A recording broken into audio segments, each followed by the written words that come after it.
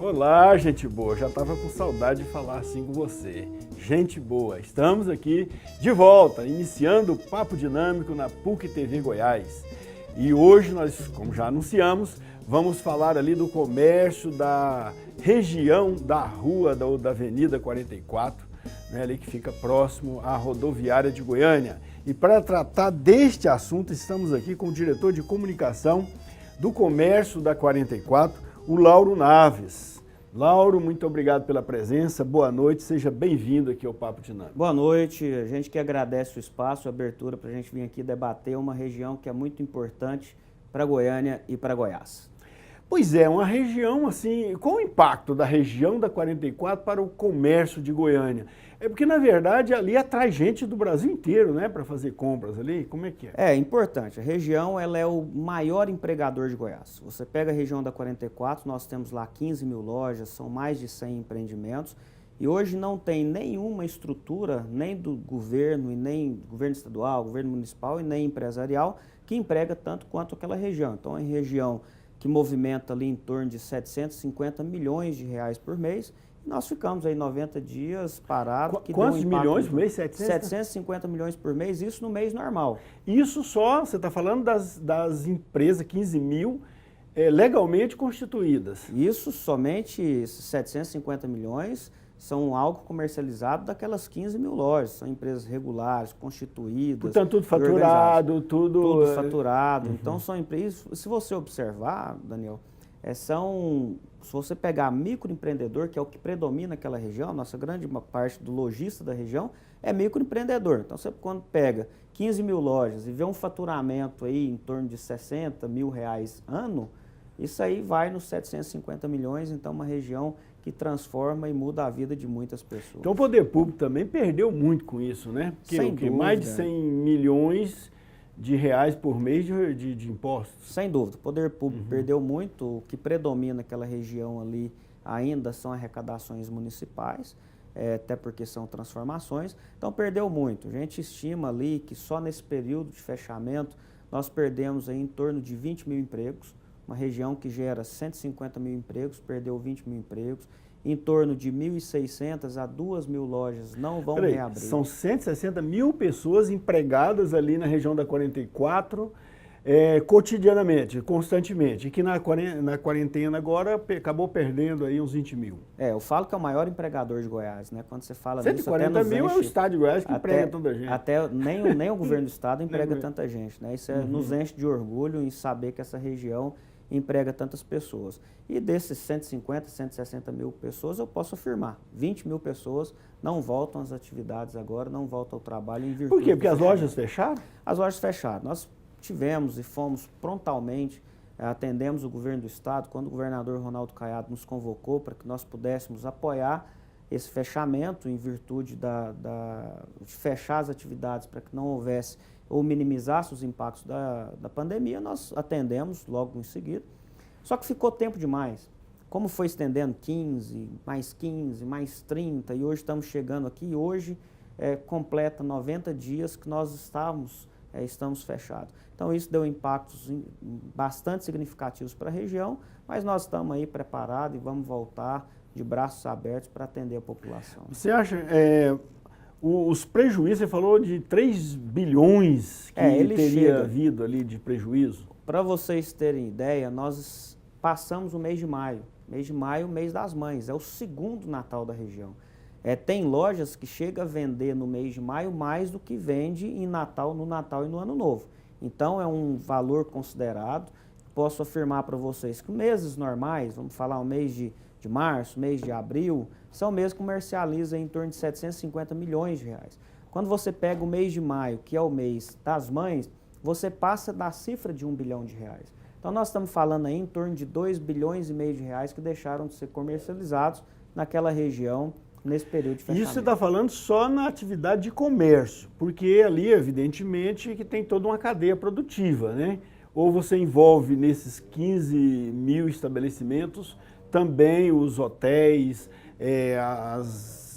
as empresas de viagens e as confecções que produzem também? Não, esses números são números da venda direta das lojas. Quando você vai para toda a cadeia produtiva, que ela é imensa, aí a gente fala de números fabulosos, porque quando você pega desde um turista de compra que sai da sua cidade, da origem, que paga uma passagem, que vem aqui e hospeda, que alimenta, né, e que faz tudo isso, você vai falar na cifra aí de 5 bilhões de reais com muita tranquilidade. Então, isso dá essa cadeia, esse faturamento que deixou de ser... Como é que é? Ali, as confecções, porque ali são materiais, artigos, né, produtos, mercadorias que se vendem ali, que são fabricadas por aqui mesmo, em Goiânia, né? Ou tem produtos trazidos de fora também? Esse é o grande diferencial. Eu falo que Goiânia e Goiás têm uma produção de moda extremamente fantástica. Quando você chega, qual é o nosso principal concorrente? Nosso principal concorrente é São Paulo. Quando você chega lá para comprar, você está comprando produto chinês. E aquilo não é o que a mulher brasileira gosta. Quando você chega na 44, você encontra produtos quase que personalizados, que essa mulher vai vestir, vai encaixar bem no corpo do brasileiro. Então isso faz com que a 44 é o segundo e está caminhando para logo em seguida ser o primeiro polo de modas do Brasil. Então a gente tem produtos produzidos exclusivamente em Goiás. Eu posso afirmar para vocês que em torno de 90% do produto comercializado naquela região é produzido aqui. Inclusive tem projetos belíssimos em relação à ampliação dessa produção. Quando você pega, por exemplo, cidades do entorno de Goiânia, já produzem para a região. Você pega Trindade, pega Senador Canedo, Goianira, Aparecida de Goiânia, Catalão, que já está mais distante, também produz, Jaraguá, são 32 municípios em Goiás que produz moda para atender a região da 44. Então isso faz com que essa cadeia produtiva ela é muito importante, muito intensa e nós queremos ampliar. Posso falar aqui para vocês que nós temos um projeto e já vinha em andamento desde antes do fechamento, que era ampliar essa cadeia produtiva e fazer com que mais pessoas distribuídas em mais municípios possam desenvolver e produzir moda para essa região distribuir. A região da 44 ela é um distribuidor de moda e Goiás vai ser o principal estado produtor de moda do Brasil logo em breve. Qual a entidade que agrega toda essa cadeia produtiva? Ela não tem. Nós temos lá na região nossa associação comercial, que ela toma conta desses gerenciamentos, dessas atividades, mas envolvido indiretamente tem os costureiros que devem ter as entidades, mas elas não têm uma ligação muito forte. Não está faltando criar alguma entidade que possa agregar tudo isso? Precisa. Nós, quero até publicamente agradecer à Câmara Municipal de Goiânia, que aprovou o arranjo produtivo local da moda goiana. Quando você fala do arranjo produtivo local da moda goiana, é com esse objetivo. Através dessa APL... Foi a Câmara de Goiânia. A Câmara de Goiânia que aprovou, e através dessa APL nós vamos ter condições de fazer uma ampliação das atividades. Aí você pega, através de Goiânia nós vamos conseguir, porque é um polo aqui quem distribui, então através daqui nós vamos conseguir chegar no município vizinho, chegar naquelas pessoas que lideram os costureiros, as empresas em Campinas vendedoras de tecido, que é extremamente fundamental, inclusive nesse momento de retomada das atividades, que você possam conversar. Nós conversamos ainda de forma isolada, mas não tem ainda uma estrutura que está todo eles integrado e que vai. Eu não tenho dúvida que a partir do momento que estiver integrado, nós vamos ser o primeiro, vamos ser modelo aí para o Brasil e para outros países em relação à condução da moda goiana. O governo do estado tem algum órgão que apoia vocês ali? Qual é a secretaria do estado que está dando apoio lá à região? O governo do estado ele é extremamente, tanto o governo do estado quanto a prefeitura são extremamente parceiros da região. Eu falo que eles têm contribuído e contribuído muito. O governador Ronaldo Caiado já esteve lá algumas vezes e sempre que esteve, sempre foi muito solícito, assim como o prefeito sempre nos recebe. O que tem a Secretaria de Indústria e Comércio, que está lá sempre de mãos abertas, através do Fomento, do Goiás Fomento, nesse momento, estimulando e tentando aplicar algumas linhas de crédito para a região. Então tem sim, tanto do governo do estado quanto do governo municipal, apoio da região. Ok, e em relação, agora vamos voltar à quarentena da Covid-19. Você já falou do prejuízo e toda a cadeia deve ter deixado aí de faturar em torno de 5 bilhões com B, né? B de bola, bilhões durante essa quarentena. Como é que o pessoal fez durante esse período todo? Simplesmente ficou em casa? Lá nós temos os ambulantes que estão trabalhando normal, que inclusive isso é até uma falha do poder público. Eu falo que a prefeitura ela precisa dar exemplo. E esse exemplo tem que partir de dentro da prefeitura. Então lá na região hoje, quando você anda na região, você vai ainda ver muitos ambulantes trabalhando de forma irregular, aglomerando, sem nenhum processo de sanitização, enfim, lá de forma aberta. E de outra forma, nós temos empreendimentos que ficaram fechados. Todos eles extremamente fechados e cumprimos rigorosamente o compromisso que nós afirmamos e firmamos junto à Prefeitura de Goiânia e junto ao Governo do Estado. Está fechado. A partir dos primeiros 15 dias de fechamento, o governador flexibilizou para que houvesse as vendas online ou drive-thru.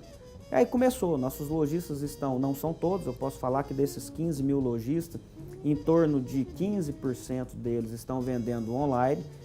Intensificou o Instagram, essas redes sociais, para que pudesse fazer essas vendas. E está vendendo. Então eles estão despachando, o guia de compra, ele está fazendo esse transporte de Goiânia até a cidade de origem. Então algumas pessoas estão vendendo. Outros poucos, que é a maioria, que nos preocupa muito, que como ficou fechado muito tempo, aquele pouco estoque que ele tinha, ele vendeu, mas ele usou para comer, para sobreviver nesses 90 dias. Perfeito. Porque nunca imaginamos que nós ficaríamos fechados 90 dias. Nunca passou pela nossa cabeça que seria esse tempo todo. Então ele foi vendendo e está comendo. Vai ter dificuldade de voltar, Laura? Com certeza vai ter dificuldade de voltar. Agora, são homens e mulheres de bem, guerreiros, aguerridos, que eu acredito que vai superar isso logo, logo. Pois é, mas a política de fomento do governo do estado não criou uma linha de crédito justamente para essas situações, para melhorar a vida do micro e pequeno empresário?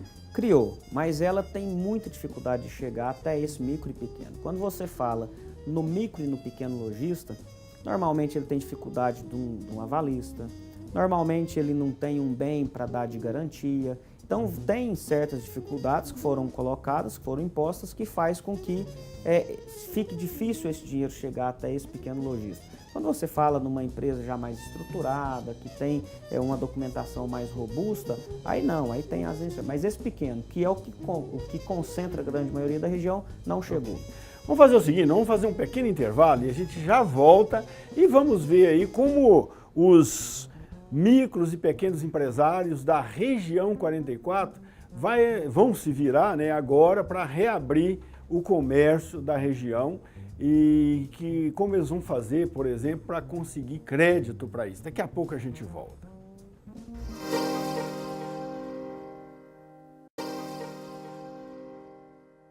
De volta com o Papo Dinâmico na PUC TV Goiás.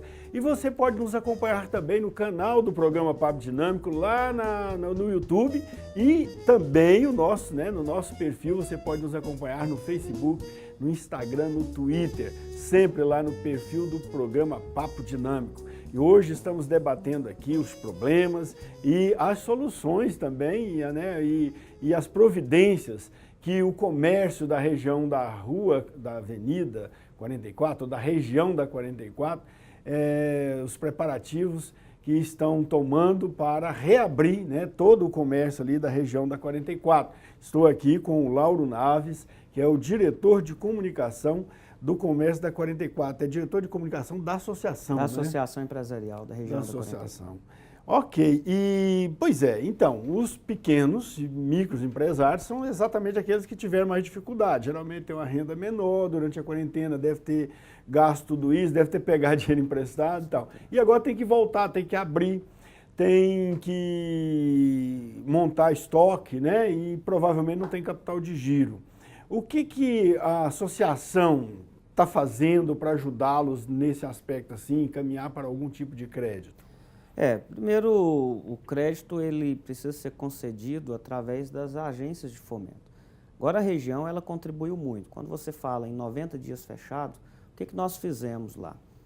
Nós não cobramos aluguel, lógico que isso é individualizado de cada empreendimento, mas a maior parte dos empreendimentos da região não cobraram aluguel nesse período de fechamento. Okay. Uhum. Nós cobramos uma taxa de condomínio, que é para as manutenções de limpeza, segurança, até porque parte desses lojistas, estão vendendo online, então essa estrutura precisa estar funcionando, né? Ok. Então nós cobramos condomínio. Então já ajudamos na não cobrança de aluguel nesse período de fechamento. Isso vai proporcionar para ele que ele não volte endividado, porque a gente tinha a concepção que ele não iria conseguir pagar mesmo nesse momento.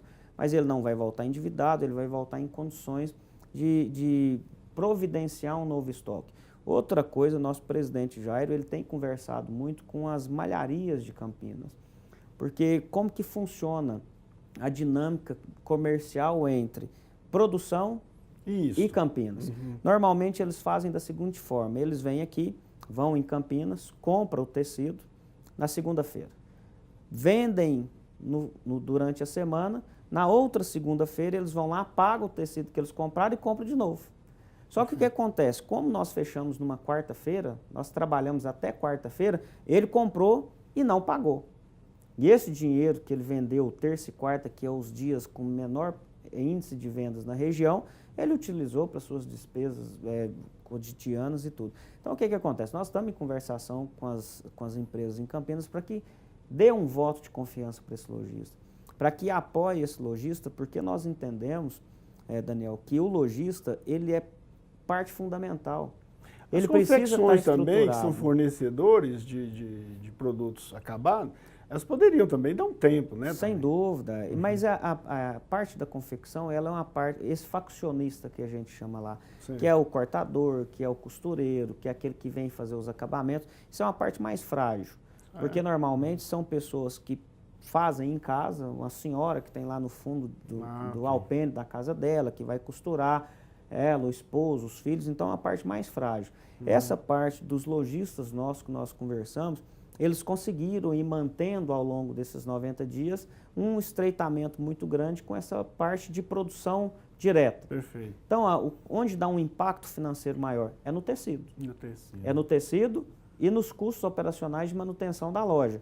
E isso nós fizemos, nossos empreendimentos fizeram isso. Ok. E a parte de Campinas é o que a gente está em conversação, e eu não posso falar por eles diretamente, mas posso falar aquilo que nós conversamos, de que existe uma boa vontade muito grande em estender a mão para esse lojista para que ele volte suas atividades o mais breve possível.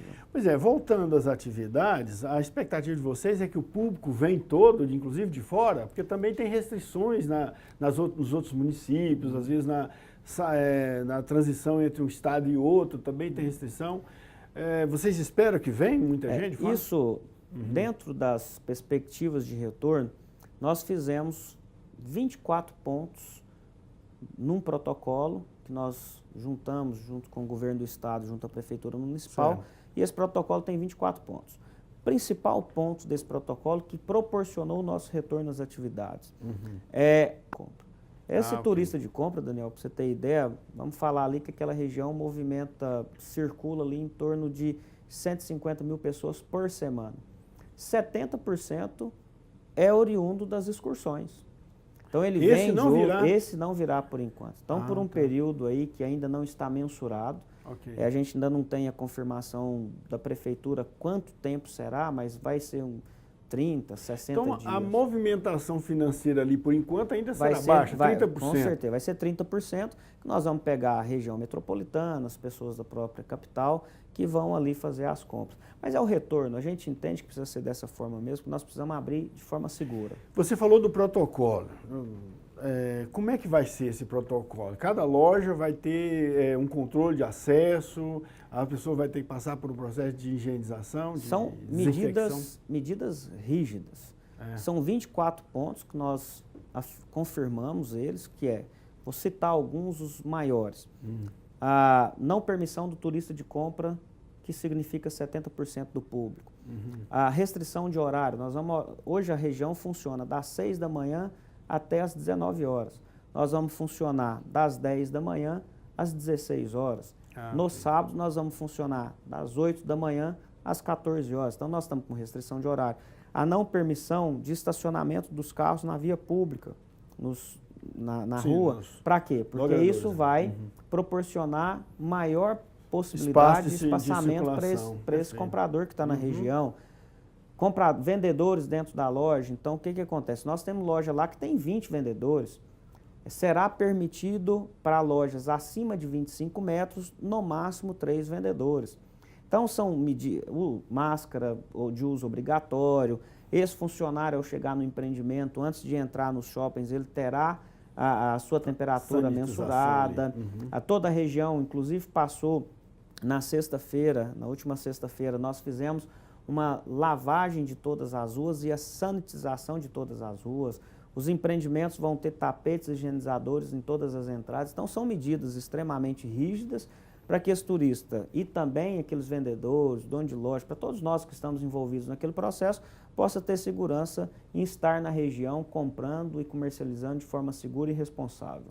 Ok, né? Não vai recuperar aquele movimento financeiro que tinha antes, mas pelo menos já vai dar uma certa sustentabilidade à atividade econômica ali da região, né? Precisa voltar. Quando você fala, a gente entende que a abertura do comércio ela é parte da solução e não parte do problema. Quando você vê ali, numa região de 150 mil empregos gerados, 20 mil empregos já foram perdidos, isso é um problema imenso.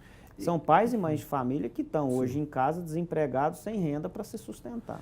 Tá, mas aí você está falando dos 15 mil estabelecimentos que compõem ali a região da 44. Mas e os ambulantes que estão lá na rua agora? Eles também vão ter que passar por esse processo? Como é que vocês vão fazer sobre eles? Isso é um problema que a prefeitura precisa resolver. A gente fala, nós temos lá a Guarda Civil Metropolitana, que faz um trabalho belíssimo na região. A fiscalização ela precisa ser intensificada, que isso é a parte da Secretaria de Planejamento. Ela precisa ir para a região, porque quando você regulamenta funcionamentos e critérios de reabertura para o lojista formal, mas você permite que o ambulante fique na rua, isso está desigual. Então vai causar problema, vai causar falta de higiene, uma série de coisas. Mas nós entendemos que o próprio comprador, ele vai voltar mais responsável. Ele vai observar melhor onde ele vai comprar, ele vai denunciar os lugares que não estão adequados. Então ele vai voltar de uma forma mais responsável. Eu acredito que ele mesmo vai deixar de comprar desse ambulante, mas a prefeitura precisa fazer esse dever de cuidar desse ambulante e tirar ele da rua. Ok, nós vamos fazer um pequeno intervalo de novo e daqui a pouco a gente volta. Vamos falar dos problemas que porventura tenham ocorrido durante essa quarentena, como eventuais saques de lojas ou problemas outros, né, que possam ter ocorrido. Daqui a pouco a gente volta.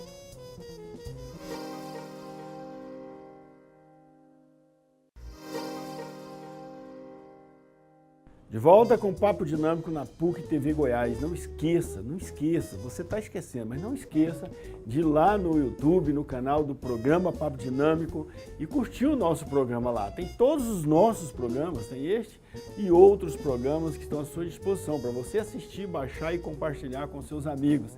E nos acompanhe também nas redes sociais, no Facebook, no Instagram, no Twitter. Vai lá, curte o nosso programa, manda sugestão de tema aqui para nós.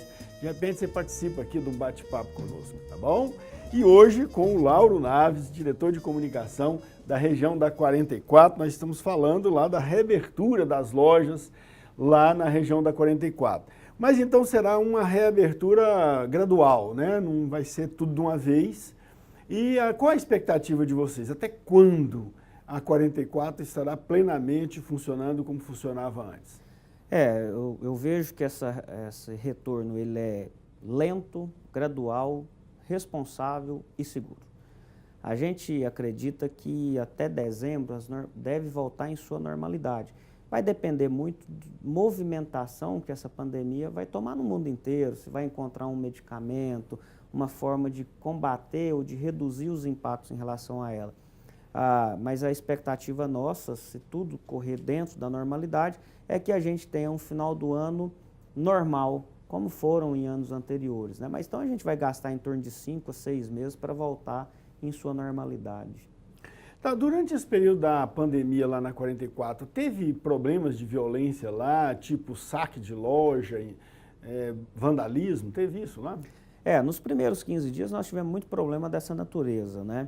Como a região ela é uma região característica e ela várias portas, várias lojas, nós tivemos. E depois disso a gente intensificou a segurança na região, porque cada empreendimento tem a sua equipe de segurança.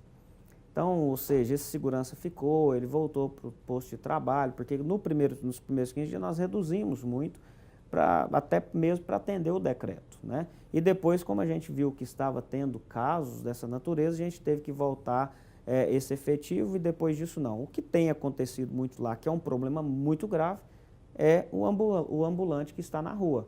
Isso tem acontecido todos os dias. Mas eles não chegaram a fazer vandalismo com as lojas, não. O ambulante não, ele tem trabalhado, ele está indo para lá, pega a sua mercadoria e vai para a região para comercializar. Vandalismo em hipótese alguma. Mas essa convivência dos camelôs, dos ambulantes com os lojistas nunca foi pacífica, né? No período de plena atividade lá a gente via que sempre tinha algum conflito. Eles não aproveitaram esse momento de pandemia para, sei lá, praticar algum tipo de vandalismo como vingança, não? Não. Eu falo que se você comparar São Paulo, por exemplo, a relação lojista e ambulante, ela é até razoável. Até porque, inclusive, eu falei para o prefeito Iris na última conversa que eu tive com ele, que 80% do ambulante é lojista. Ah, é? Por que é quando você vai à região, por exemplo, 7 horas da manhã, que é o momento que a Guarda Civil com a fiscalização chega, o horário é 5, a guarda está lá, mas a fiscalização só chega às 7. Quando você chega lá antes das 7 horas da manhã, a região está tomada por ambulante. A hora que o carro aponta, logo eles vão embora. Então, por que isso? Porque grande parte desse ambulante, ele é lojista, que a hora que ele vê que a fiscalização chegou, ele pega as suas mercadorias, vai para dentro da loja e vai trabalhar. Então, é uma relação, mesmo sendo ambulante e lojista, é uma relação que tem sim harmonia e que nós, nesse aspecto de vandalismo, nós não temos problema. Esses ambulantes estão ali de forma ilegal mesmo, não são vendedores ambulantes credenciados, porque a prefeitura credencia feirantes, esse povo assim. Não é nem isso, eles são ambulantes mesmo, sem nenhuma identificação, regularização. É ambulante mesmo, é igual eu falo, parte dele é lojista, porém não tem controle nenhum sobre qual é o lojista que está na rua, mas a gente sabe porque a gente percebe que ele entra para dentro das galerias, mas é um ambulante totalmente sem legalização. Lá na região legalizada tem 2 feiras, inclusive uma delas, que é a Feira Hippie, é a maior feira a céu aberto da América Latina. Tem lá quase 7.000 pontos de venda. Sim, mas lá os feirantes são credenciados, né? Então, é o que eu falo. O que é credenciado lá são as 2 feiras, que é a Feira Hippie e a Feira da Madrugada. Isso são credenciados. Agora, esse ambulante que está na rua, não. Isso não é credenciado e não é permitido. E o produto que ele vende? Geralmente é um produto importado aí do Paraguai, né? Não, igual eu falei, parte desse ambulante, ele é lojista. Então, ele vende aquele mesmo produto que ele está comercializando dentro de um dos nossos empreendimentos. Okay. Outra parte que existe, que é parte que vende coisas importadas, mas um percentual muito pequeno. Que sempre a polícia vai lá e de vez em quando faz operações em relação a esse tipo de comércio. Mas a grande maioria é lojista que está na rua, a hora que a fiscalização chega, ele corre para a loja, a hora que a fiscalização volta. E tem gente que vende produto falsificado lá? Tem sim. Já foi notícia várias vezes em relação a operações da Polícia Civil naquela região. Então tem. Agora é importante ressaltar que a nossa região ela é uma região extremamente prudente. Quando chega um cidadão desse, por exemplo, no shopping que eu represento, eu não alugo. Porque eu preciso locar um espaço para que ele possa vender essa mercadoria. Então, nós não fazemos alocação. Então, é uma região que tem esse zelo. Você é gerente do shopping? Eu sou gerente do Shopping 44. A gente está ali há 9 anos, vai fazer 9 anos agora em funcionamento na região. Então, a pessoa chega lá, nós não vamos fazer essa alocação.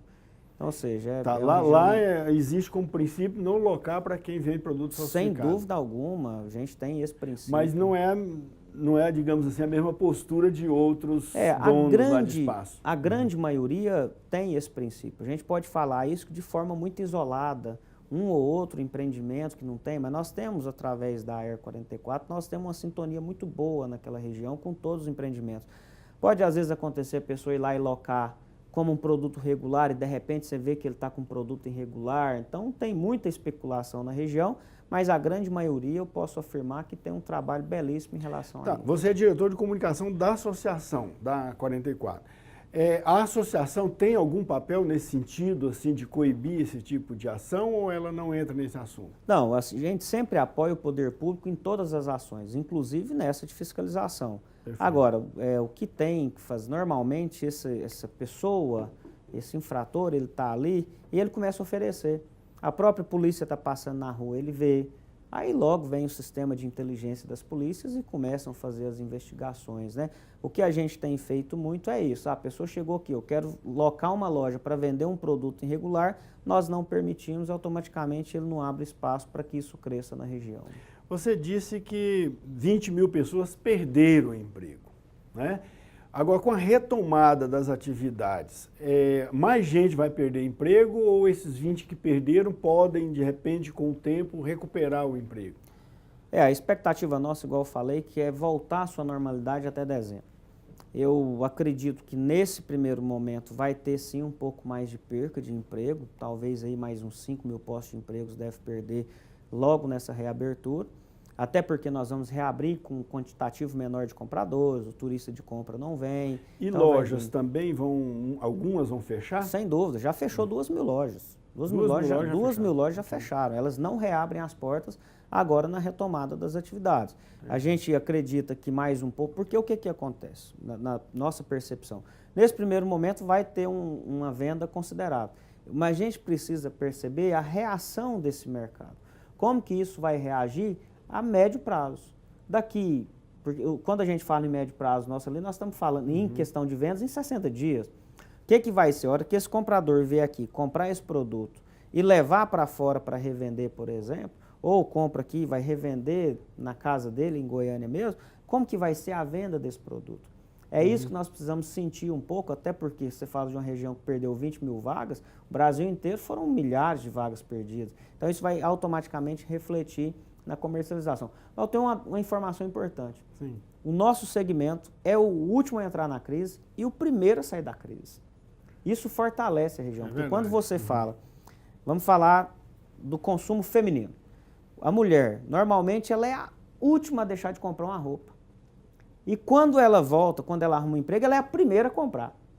Então é um comércio que é o último a entrar na crise e é o primeiro a sair da crise. Então a gente tem esperanças e expectativas ainda. Deve surgir também muitas lojinhas de venda de máscara lá, né? Que o pessoal vai continuar usando máscara até dezembro. Muito bacana essa pergunta. O que nossos lojistas fizeram? A região inteira fez isso. É como ele deixou de vender roupa masculina, feminina, infanto, juvenil, ele começou a produzir máscara e está vendendo. Tá vendendo. Então ele reinventou, e isso é uma característica do brasileiro, né? Eu acho isso muito bacana, porque o brasileiro é um empreendedor nato, né? Ele perdeu uma oportunidade aqui, mas logo ele cria outra ali e vai começar a ganhar. Então, de uma forma ou outra, eles conseguiram ir sobrevivendo nesse período. Essa solução que alguns acharam de vender pela internet, ela deve continuar então agora para o pessoal que não vai poder vir, os turistas que não virão. Mas porque muitos turistas que vêm comprar aqui, eles compram aqui para revender lá no local deles, né?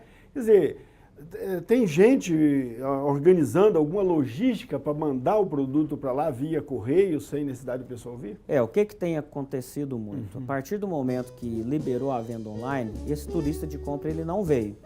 Mas ele sempre vem para cá com um guia. Então, lá do Mato Grosso, por exemplo, tem, no hotel que a gente hospeda lá, tem 4 guias do Mato Grosso. Esses guias, eles continuaram vindo para Goiânia, se hospedaram em Goiânia, mas eles vão todos os dias para a região para buscar essa mercadoria. Então, o cliente não vem, mas a musiquinha está tocando aí, vamos fazer um pequeno intervalo, você vai complementar a resposta logo depois e vamos trabalhar um pouquinho mais essa questão do comércio online. Daqui a pouco a gente volta.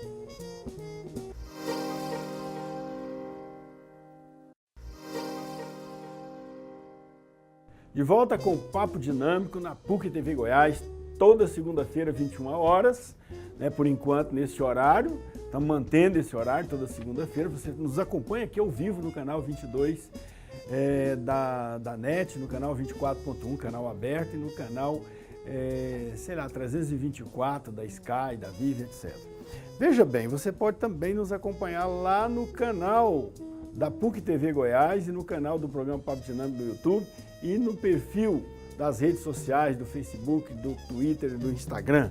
Hoje falando aqui do comércio da região da 44 com Lauro Naves. Olha, no final do programa eu acabei aprendendo direitinho o nome do comércio da região da 44, né? Eu não sabia, eu sabia que se referiam à rua, mas não sabia qual rua. Aí nos bastidores você me falou que é aquela rua ali que contorna, né, a rodoviária, isso, que é a 44. É a 44. Né? Eu sempre achava que é a rua que que se chama de contorno, né? Que era 44, onde está o Shopping 44. Onde está o Shopping 44. Lá é uma região muito pequena, né? Você vê uma região de 600 mil metros quadrados, que é um dos principais polos comerciais de Goiás. Eu falo muito, Daniel, e isso me enche de orgulho, que a 44 ela é maior do que muitos municípios goianos. Nós perdemos só para 4 municípios goianos em relação à venda na região e à arrecadação do município. O shopping ali, tem um shopping Araguaia na rodoviária. Tem Esse shopping, ele soma com vocês ou ele tira cliente de vocês? Não, o shopping Araguaia é extremamente fundamental, extremamente importante para a região. Porque você tem um shopping de produtos múltiplos, né? E você tem a região de produtos de moda. Então, pessoal, eu quero comprar um celular, ele vai lá. Eu quero comprar um chip, ele vai lá. Eu quero comprar numa loja específica, ele vai lá. Então, ele é muito fundamental e muito importante para a nossa região, agrega muito. Você falava no bloco anterior do comércio online que acabou sendo implementado por muitos lojistas ali. Então, ele deve continuar agora com a retomada das atividades, né? Ele vai ser incrementado, vai ser diminuído? Como é que você vê essa exploração, né, dessa solução aí para vendas, que é a solução via internet? A internet no Brasil, ela tende a crescer cada ano mais, né? Isso aí mundialmente falando, as vendas online têm crescido. O que eu acredito que vai acontecer naquela região nossa ali, como é um produto meio, quem vai comprar da gente ali não é um consumidor final, ele é um intermediário. Ele precisa ver o produto, ele gosta de ir lá, ele gosta de tocar, ele gosta de escolher o produto para que ele possa levar para o interior do Brasil realmente aquilo que ele acredita que vai vender. Então, na nossa região, mesmo com a perspectiva de crescimento desse comércio online, mas a venda presencial ela ainda vai ser muito forte. Tá, os hotéis não vão funcionar. Não vão funcionar porque não vem turista ou porque está proibido funcionar? Não, a gente está aguardando. Por enquanto está proibido funcionar. O que está permitido funcionar de hotéis é para atendimentos emergenciais, do sistema, por exemplo, de saúde, alguma pessoa que vem vender, isso está permitido. Okay. Agora, para o turista normal ainda não. A gente acredita que o governador ou o prefeito deve flexibilizar isso logo em breve, porque mesmo com todo o compromisso que nós fizemos, e nós vamos cumprir esse compromisso, é importante ressaltar isso, nós não vamos permitir a vinda de turista de compra nesse período. Isso é um compromisso e nós vamos cumprir. Agora, os hotéis podem funcionar. A pessoa que vem, um representante, um vendedor, uma pessoa que vem passar uns dias em Goiânia, por que não funcionar? Precisa voltar essas atividades da rede hoteleira geral em Goiânia, né? Certo. Precisa retomar. Agora, naquela região... Seguindo os protocolos. Seguindo os protocolos. Agora, na região, nós garantimos e vamos cumprir que não será permitidas as excursões, as caravanas de compra. Quem for lá na 44 para comprar vai ter total segurança de que que os riscos de contaminação serão mínimos. Sem dúvida, igual eu falo. Na última sexta-feira nós fizemos a lavagem, vão ser 2 vezes por semana. 2 vezes por semana nós vamos lavar e sanitizar as ruas. E todos os empreendimentos 2 vezes por semana. Então, ou seja, além de mensurar a temperatura desse vendedor ao chegar, mensurando a temperatura nas entradas do shopping do comprador, diminuindo aquela aglomeração dentro da loja, permitindo menos pessoas comprando ao mesmo tempo. Mas e a fila fora? Porque muitas vezes há um controle lá dentro, mas fora o pessoal fica numa fila ali se amontoando. Isso ali. Foi um dos pontos que nós discutimos, por exemplo, a não permissão do estacionamento vai dar condições para que tenha um espaçamento maior. Então vai fazendo isso. E as pessoas vão reaprender, né? Elas vão reaprender a viver num novo normal, que é o que está todo mundo falando. Elas vão reaprender, vai demorar um pouco mais para entrar. Mas a hora que você pega o Shopping 44, por exemplo, nós temos lá 200 lojas. Então são 200 lojas que pode atender até 2 pessoas, então nós estamos falando em 400 pessoas. Então, mas circulando, corredores amplos. Então isso vai ser tranquilo, acho que a gente acredita que nós vamos adaptar de forma muito tranquila e muito responsável. Nós temos que sempre lembrar, preservar o emprego, mas preservar a vida, isso é fundamental. Perder vidas desnecessário por falta de cumprir os protocolos então, não deve ser. O entendimento seu é que essa quarentena realmente foi necessária. Ela foi muito longa. Foi penosa, foi longa? Ela foi muito longa. Eu, na minha perspectiva, ela poderia ter prolongado, ao invés de 19 de março que começou, ela poderia ter começado no meio de abril. Acho que Goiás não tinha nem baixíssimos os índices, o governador já decretou. Agora, foi importante, é necessário. Agora, a gente precisa, esse tempo que o governo do estado, o governo municipal e os governos municipais tiveram, foi para regularizar e colocar o sistema de saúde em condições para que dá atendimento às pessoas. Então, precisa estar pronto, né? Precisa estar pronto e a gente precisa houve voltar. um certo cochilo aí em alguns entes federativos. Um cochilo longo, né? Um cochilo longo. E o segmento produtivo, quem está pagando essa conta? É isso que não pode acontecer, né? A gente viu em outros países que a quarentena durou no máximo 80 dias e as atividades já voltaram, né?